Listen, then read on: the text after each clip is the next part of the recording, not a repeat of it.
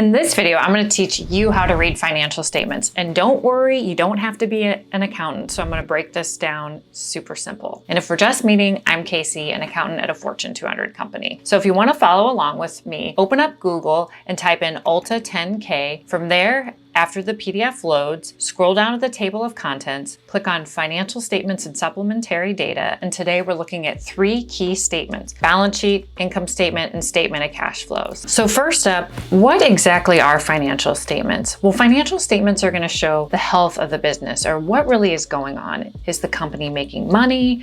Is it losing money? Are they slow to collect cash? So we're going to learn that today. And first up, we're going to talk about the income statement. Click on the income statement for Ulta, and note the income statement goes by a few names. It could be called the profit and loss statement or simply just the P&L. Ulta calls it consolidated statements of income. And I want you to drill this into your brain.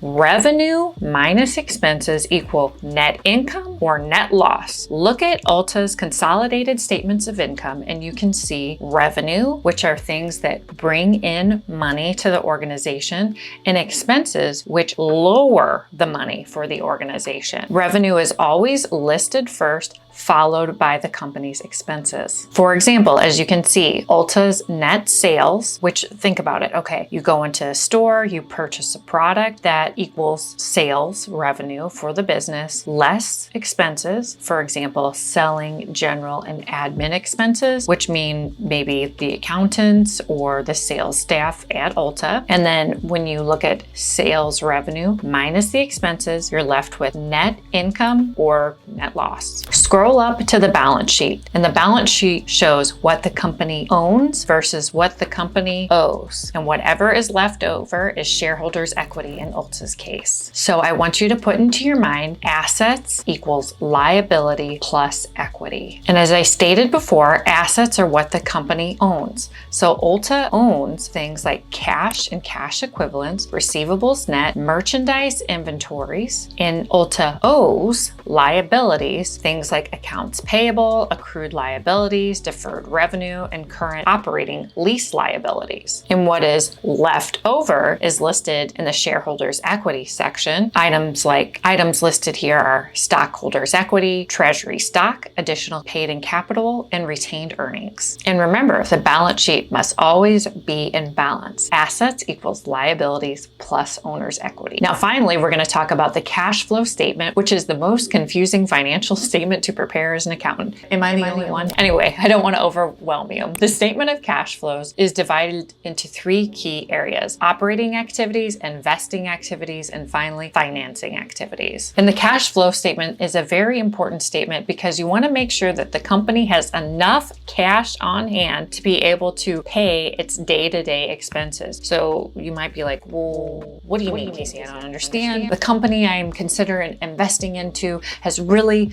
high net income, high revenues. Well, if the company is slow to collect the payments from its customers, they could run into cash flow issues. Meaning, Ulta issues the Ulta credit card and tens of thousands of people go wild at the Ulta store. So revenue looks really great for Ulta, but instead of paying their bill on the 30 days, they're paying it 45, 50 days, maybe even their bills are running into collection. Ulta could face cash flow issues. So remember, if you're ever investing in a company, you need to also review the statement of cash flows. And let me give you a few examples of the operating, investing, and financing sections. So the operating section lists things like depreciation, non-cash lease, deferred income taxes, receivables, inventories. And the investing section shows items like proceeds from short-term investments, capital expenditures, and other investments. And finally, financing activities show things like proceeds from long-term debt, payments on long-term debt, and repurchase of common shares. And to recap, the reason why these statements matter is so you can make an informed decision. You could be an investor or a creditor, or you could be starting up your own business. An investor would want to ensure that the company was a good investment, not just something cool that's getting a lot of media publicity, aka, am I actually going to get a return on my investment? Am I going to get a dividend? And a creditor would ask questions like, is Ulta a good company? company to issue a loan to, meaning Ulta wants to expand 200 more stores. They're going to need a $50 million loan from US Bank. Is US Bank sure that Ulta can repay this loan? So they would look at the financial statements. And finally, if you're starting your own small business, you would want to prepare these financial statements so you can closely monitor your revenues, less expenses. I know it's very common for a small business owner for expenses really to be high in the beginning, and they want to make sure that that would level out over time. And if you want to learn a little bit more about accounting basics, you can pick up my very short ebook off of Amazon.